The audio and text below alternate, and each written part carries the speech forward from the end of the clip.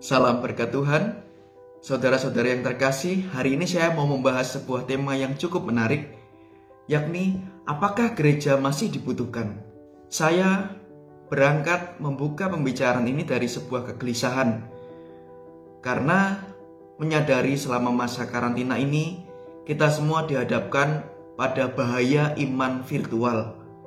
Segala sesuatu yang kita awali dalam gereja hari-hari ini berangkat dari perjumpaan virtual.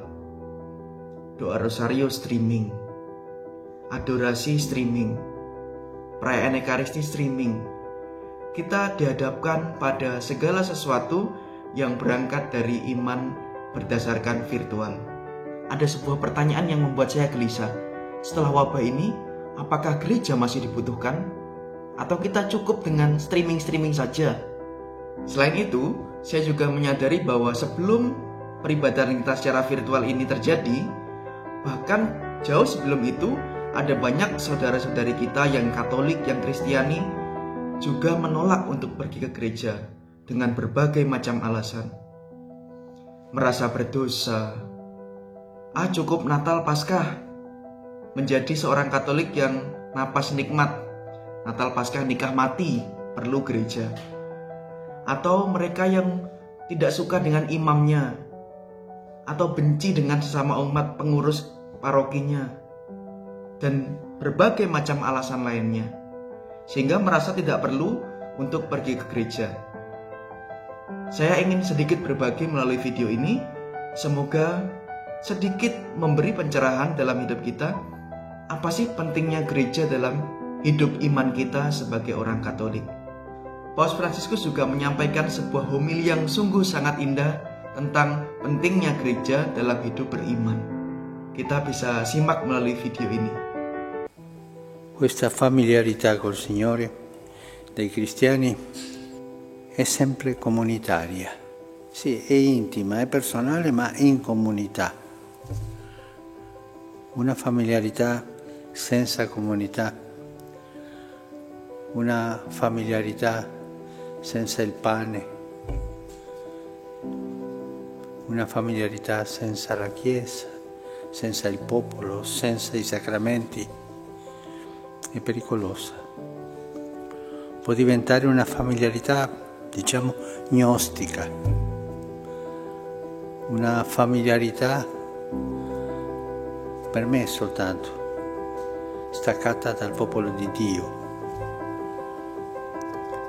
La familiarità degli apostoli col Signore sempre era comunitaria, sempre era a tavola, segno della comunità, sempre era col sacramento, col pane. Melalui video ini, Paus Fransiskus menyampaikan bahwa gereja sesungguhnya menjadi sebuah hal yang sangat penting dalam hidup seorang Katolik.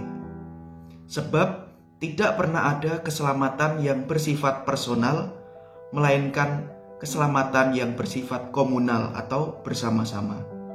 Coba kita ingat, apa yang menjadikan kita pertama kali menjadi seorang Katolik? Siapa atau kejadian apa yang menggerakkan diri kita ingin menjadi seorang Katolik? Bisa jadi karena orang tua, berjumpa guru atau katekis, perjumpaan dengan pastor paroki, perjumpaan dengan orang-orang beriman Katolik yang menjadikan kita ingin menjadi seorang Katolik. Tidak pernah ada seorang yang tiba-tiba ingin jadi Katolik serta-merta karena melihat salib Yesus. Pasti ada orang lain, sebab lain, pengalaman perjumpaan lain yang menjadikan seseorang ingin dan rindu menjadi seorang Katolik. Inilah yang disebut iman komunal atau dalam komunitas. Kehidupan bersama menggereja, bersama hadir dalam meja perjamuan dalam altar, menjadikan seorang Katolik dengan orang Katolik lain sebagai satu keluarga. Altar sebagai meja kurban, sebagai Kristus sendiri yang menyatukan kita sebagai satu keluarga. Kristus sebagai kepala dan kita sebagai anggota-anggota tubuhnya. Lalu bagaimana dengan orang-orang yang merasa tanpa gereja aku sudah bisa selamat? Tentu anggapan ini kurang tepat, karena melalui gerejalah kita bersama-sama belajar. Melalui gereja, melalui ikatan persaudaraan sebagai umat Allah, kita saling belajar untuk melengkapi, untuk hidup beriman satu sama lain. Akan menjadi sangat egois kalau aku mau selamat sendiri. Tetapi keselamatan menjadi hidup suci adalah perjuangan bersama sebagai satu keluarga umat Allah. Kita sebagai gereja sama-sama meneguhkan, sama-sama bersiara di dunia ini untuk mencapai kesucian. Tidak ada orang yang dalam perjuangan hidupnya langsung suci. Tetapi kita perlu orang-orang lain, kita perlu saudara-saudari kita umat Allah untuk bersama-sama mengingatkan, bersama-sama meneguhkan sebagai umat Allah, umat Kristiani. Semangat persaudaraan ini kita teruskan dari para rasul. Setelah Yesus wafat dan bangkit, para rasul berhimpun di rumah. Mereka memecah-mecah roti, membagikan harta kekayaannya satu sama lain bagi yang membutuhkan, demi bisa hidup bersama sebagai satu keluarga. Semangat inilah yang kita teruskan sebagai orang Kristiani, sebagai orang Katolik. Setiap hari Sabtu atau Minggu kita bersama berkumpul, memecah-mecah roti dalam jemaat. Di paroki, di stasi, di paguyuban kita masing-masing, menjadikan kita satu saudara umat Allah, gereja Allah, di mana kita berbagi iman, berbagi kasih satu sama lain dan mengenangkan kurban Kristus. Oleh karena itu jawaban dari pertanyaan, apakah gereja masih dibutuhkan setelah wabah ini? Apakah gereja dibutuhkan setelah ini? Saya kembalikan kepada pribadi kita masing-masing. Dengan segala hal yang sudah gereja kita lalui sepanjang lebih dari 2000 tahun ini, kira-kira apakah gereja umat Allah masih dibutuhkan dalam hidup kita? Sebuah pertanyaan yang juga saya haturkan kepada orang-orang yang sudah lama meninggalkan gereja. Tentu saja jawabannya tidak mudah, karena semua pasti punya pengalamannya masing-masing. Tetapi saya hanya ingin menyampaikan bahwa ada banyak orang-orang yang merindukan kehadiran Anda. Ada banyak orang-orang yang mengasihi Anda untuk kembali berkumpul sebagai satu saudara.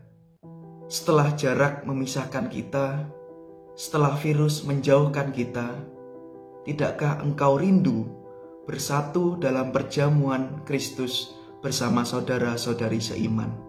Saya punya keyakinan dalam hati saya bahwa dunia setelah COVID-19 akan berbeda.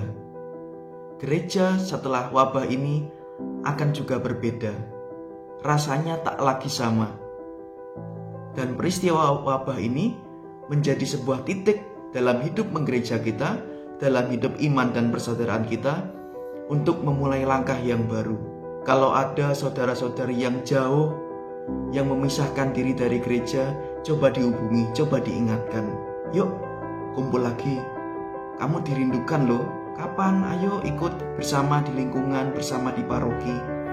Akan menjadi sebuah momen indah, perjumpaan kembali, persaudaraan yang erat dan mesra dalam hidup mengumat sebagai gereja Allah yang kudus. Baik, ini sedikit yang bisa saya bagikan. Saya Frater Brian dari Roma.